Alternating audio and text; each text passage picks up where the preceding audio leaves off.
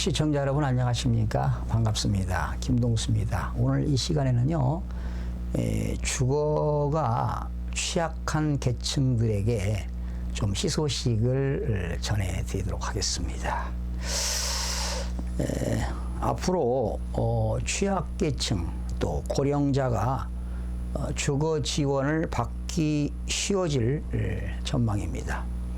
오늘 24일이죠.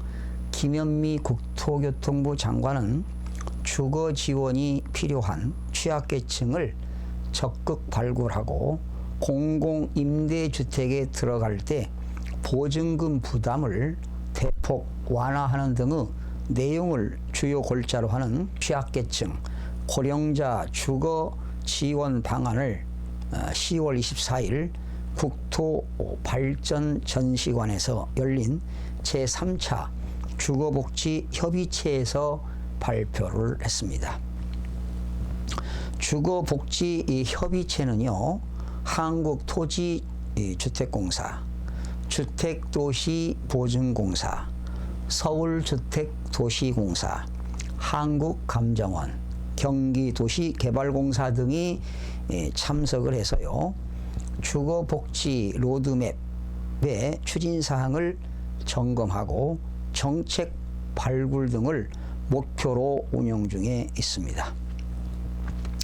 이번에 발표한 취약계층 고령자 주거 지원 방안은 고시원, 숙박업소, 판잣집 등의 주택 이외의 거처에 거주하는 가구에 대해 최초로 실시한 주거 실태 조사 결과 등을 바탕으로 마련이 되었습니다. 고시원이라든가 숙박업소에서 또 판잣집에서 거주하는 사람들은 얼마나 주거 환경이 열악합니까? 이런 것들이 다 사업을 하다가 부도난 거 아니겠어요? 부도를 나거나 아니면 또 직장에서 퇴직한 이후에 소득이 없으신 분들, 참 경제적인 여건이 허락되지 않으신 분들이 지금 이런 데서 열악한 환경에서 거주하고 있는데요. 이번 정부가 2016년 기준 37만 가구가 되게 돼요. 통계청 조사에 의하면 거주하는 주택 이외의 거처의 유형, 가구 특성을 살펴보기 위해 실시한 조사 2017년 5월부터 2018년 6월로서 6,809가구에 대한 표본 조사를 했어요. 그런데 열악한 환경에 거주함에도 불구하고 주거복지 프로그램 이용률이 낮은 수준이 8%인 점을 개선하기 위하여 복잡하고 까다로운 기존 프로그램의 접근성을 개선하고 지원 대상을 확대하는 내용 등을 담고 있네요. 취약계층과 고령자 주거지원 방안의 주요 내용을 살펴보겠습니다. 이렇게 바뀌었다는 것이죠. 바뀐다는 겁니다. 주거급여 수급자인 72세 할머니 A씨는 별다른 소득이 없이 동대문구의 25만 원짜리 쪽방촌에 거주하고 있었다. 눈이 어둡고 글을 읽기 어려운 할머니는 이미 주거급여를 받고 있기 때문에 영구 전세, 매입 임대주택 등 공공임대주택에 입주 대상이 된다는 사실을 모르고 있었다. 이렇게 나이 드신 어르신들이 정보 부재로 이런 내용을 모르고 있는 건 사실이지요. 그런데 주거급여 수급조사원이 조사 과정에서 입주 가능한 공공임대주택을 안내해주고 서류 구비 등 신청 절차 과정에서도 도움을 줘서 저렴한 보증금 50만 원에 기존 월세 수준보다 저렴하지만 주거 환경은 보다 나은 매입 임대주택에 입주하여 살게 되었다. 이런 사례입니다. 주거급여 수급자 공공임대 입주 지원을 강화할 건데요. 앞으로 정부는 매년 주거급여 주택조사를 할 때 고시원 등 주택 이외의 거처에서 살고 있는 가구를 대상으로 공공임대주택으로의 이주 수요를 직접 확인하고 서류 신청부터 주택 물색 등의 전 과정을 지원할 예정이라고 밝혔습니다. 취약계층 주거지원 전면 개편입니다.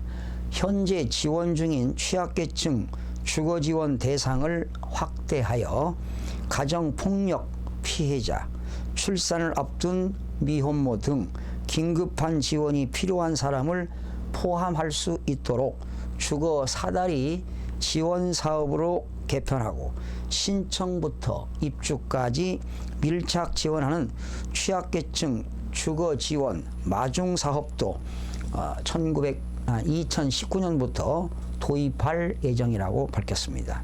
이제 쪽방, 고시원, 여인숙, 비닐하우스, 노숙인 시설 거주자 주거 지원을 이화여 매입 전세를 저렴한 보증금 50만 원으로 우선 입주 가능토록 운영하겠다는 겁니다. 비영리 단체, 공공주택 사업자, 지방자치단체 등이 협력하여 대상 발굴하여 지원 신청 및 서류 작성, 주택 물색 등의 절차 전반을 밀착 지원하는 사업을 하겠다는 겁니다. 바뀌는 내용 하나 또 소개할게요. 대구에 살고 있는 76세 주거급여 수급자 이 씨는 2인 가구로 민간 임대주택에 월세로 거주 중이며 주거급여 지원액을 초과하는 월세 부담이 있는 상황이다. 향후 매입 임대주택으로의 이주를 희망하나 보증금에 해당하는 약 500만 원의 목돈 마련이 어려워 이주를 망설였는데요. 앞으로는 공공임대 무보증금 월세 제도에 따라 보증금을 월세로 환산하여 보증금 부담이 없고 주거급여로 충당되는 월세를 내며 매입 임대주택에 거주가 가능하게 되었다. 이런 내용입니다. 또 정부는 공공임대 보증금 부담을 완화하겠다는 겁니다. 더 나은 거처로 이동하고 싶어도 임대 보증금 약 500만 원 수준이 부담되어 망설이는 취약계층을 위하여 매입 임대 무보증금 월세 주거급여 수급자 대상 및 매입 전세 임대 보증금 분할 납부제 2년간 도입하여 초기 자금이 부족한 가구의 주거 사다리 역할을 강화할 계획이다. 신속하고 편리한 주거 지원을 하겠다는 거거든요. 필요할 때 바로 지원하겠다는 내용입니다. 또 사례 하나 소개하겠습니다. 고시원에 거주 중인 20대 여성입니다. A씨는 주거 취약계층을 위한 매입 임대 지원 사업이 있다는 정보를 얻고 입주 신청을 하려고 하였으나 생업으로 바쁘다 보니 모집 시기를 놓치게 되고 다음 모집시까지는 3개월여를 또 기다려야 했다. 앞으로는 주거 사다리 지원 사업에 상시 지원 제도가 도입되어 시간이 날 때 언제든지 읍면동 주민센터를 방문하여 매입, 전세, 임대 신청을 해서 원하는 시기에 입주를 할 수 있게 되었다는 사례가 되겠습니다. 또 공공임대도 상시 지원하겠다는 겁니다. 주거 사다리 지원 사업 대상 등 긴급한 지원이 필요한 가구는 모집 시기에 상관없이 상시 신청과 즉시 지원이 가능토록 운영하여 신속한 주거 지원이 가능토록 개선할 예정이라고 밝혔습니다. 보다 나은 주거 환경을 제공하겠다. 안전하고 살기 좋은 주택으로 만들겠다는 정책입니다.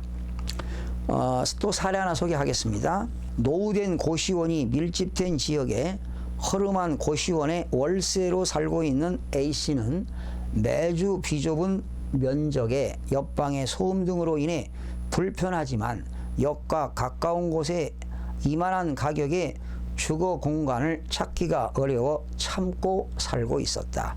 그런데 옆 동네 기존 노후화된 고시원을 공공기관에서 리모델링, 재건축한 매입 임대주택이 건축될 예정이라는 소식에 공공임대주택으로 이주를 신청할 예정이다. 이런 사례가 있었습니다.